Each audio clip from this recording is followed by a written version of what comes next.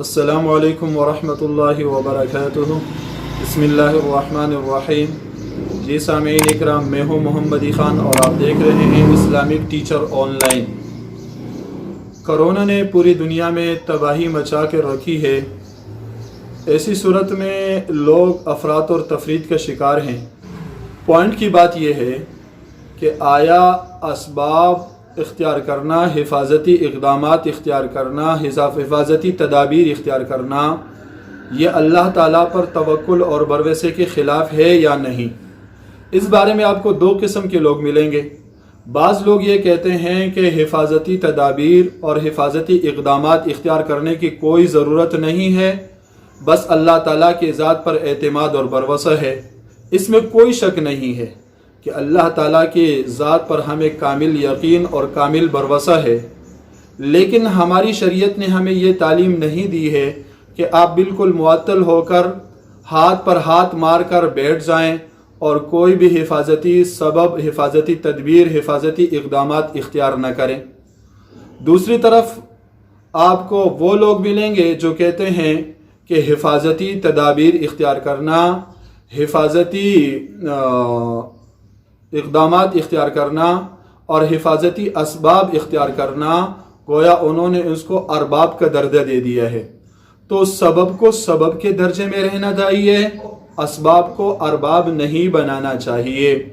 ہماری شریعت نے ہمیں یہ تعلیم بھی نہیں دی ہے کہ آپ اسباب کو اور حفاظتی اقدامات کو اپنے لیے ارباب بنا لیں، بلکہ اس بارے میں یہ بتانا چاہتا ہوں حدیث کے حوالے کے ساتھ کہ حضرت انس رضی اللہ تعالیٰ عنہ فرماتے ہیں کہ ایک صحابی رسول اللہ صلی اللہ علیہ وسلم کی خدمت میں حاضر ہوئے اور فرمایا کہ اللہ کے رسول، کیا میں اونٹ کو باندھ کر اللہ پر بھروسہ کروں یا اونٹ کو کھلا چھوڑ کر اللہ پر بھروسہ کروں؟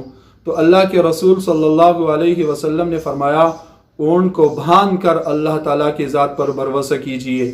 دیکھیے، اللہ کے رسول صلی اللہ علیہ وسلم نے اسے فرمایا کہ اونٹ کو باندھو۔ اونٹ کو باندھنا رسی سے یا کسی چیز سے یہ ایک سبب اور ذریعہ ہے۔ آپ سبب اور ذریعہ اختیار کریں اور اللہ تعالیٰ کی ذات پر بھروسہ کیجیے۔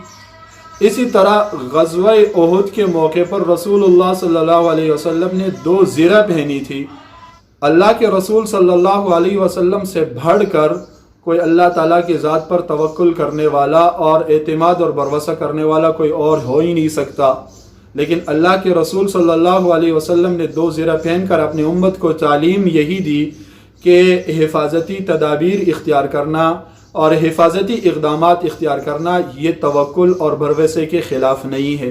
اسی طرح ایک صحابیہ ہے ام المنذر بنت قیس الانصاریہ، وہ فرماتی ہیں کہ اللہ کے رسول صلی اللہ علیہ وسلم ہمارے ہاں تشریف لائے اور اللہ کے رسول صلی اللہ علیہ وسلم کے ساتھ حضرت علی بھی تھے، اور حضرت علی چونکہ بہت زیادہ حضرت علی بیمار ہوئے تھے اور بیماری سے ابھی اٹھے تھے، تو ہمارے ہاں دیوار کے اوپر کھجوروں کے کچھ خوشے پڑے ہوئے تھے۔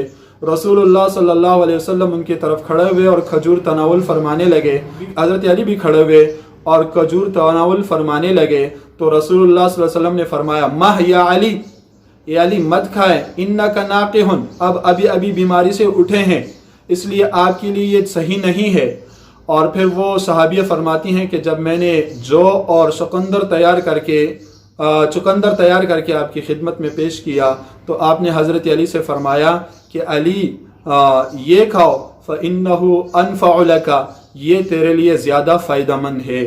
تو اس لیے ہماری شریعت کا حکم یہی ہے کہ ایسا بھی نہیں ہے کہ آپ بالکل اسباب اختیار نہ کریں، اور ایسا بھی نہیں ہے کہ آپ اسباب ہی کو اپنے لیے ارباب اور خدا ماننے لگیں، بلکہ اسباب اختیار کر کے اللہ تعالیٰ کے ذات پر کامل بھروسہ اور یقین کیجیے۔